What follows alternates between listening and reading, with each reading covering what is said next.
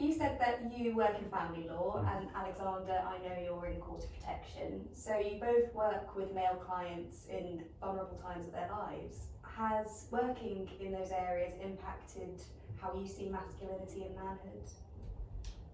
I mean, yes, I think to a certain extent. I mean, as I said before, I think masculinity is a slightly odd concept generally, but there is a clear distinction, and I think within society there is still a way that men are perceived, and I think the work that I do, for example, the first time I had a male client crying,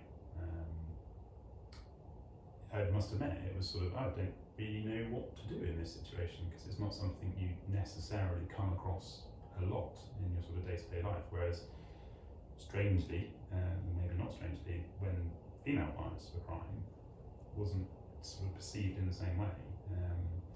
And again, I suppose it's eroding over time, and I think that will take a lot of time to sort of change that perception of what masculinity means. But I mean, the reality is, if I get sort of the traditional sense of a client coming in being very masculine and sort of aggressive, or whatever that sort of connotations are around that, it's quite rare, frankly. I mean, I probably, as you say, see people that are very vulnerable, usually talking about their children, and sort of you can relate to that.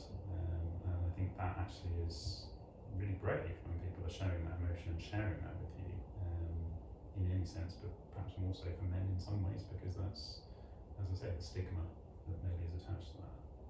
Yeah, I think with my clients, just focusing on the male clients, and many of them are adult boys, adult men, or teenagers.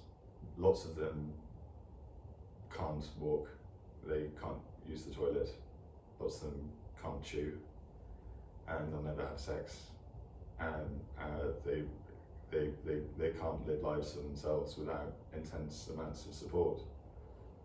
Does that make them less of a man? It sort of challenges your perception of what a man is. If you work with clients like the clients I work with, and they have a voice even if they can't speak, they can eat even if they can't chew. There are ways that they can live their lives and be extremely happy, fulfilled.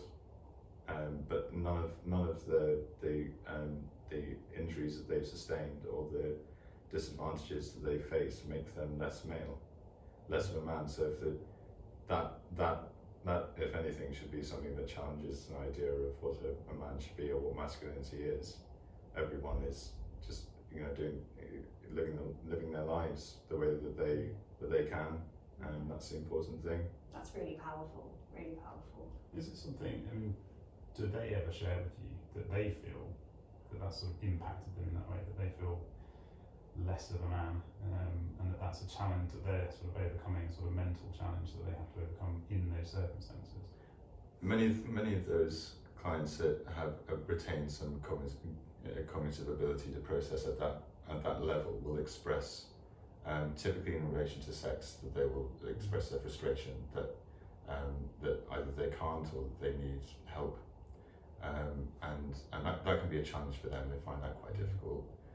Many of them, many clients, male and female, will appreciate their limitations compared to others, so they can look at their peers in school, and they'll know that they're different, and they'll struggle with that, and that's where you will try and help them with some psychology.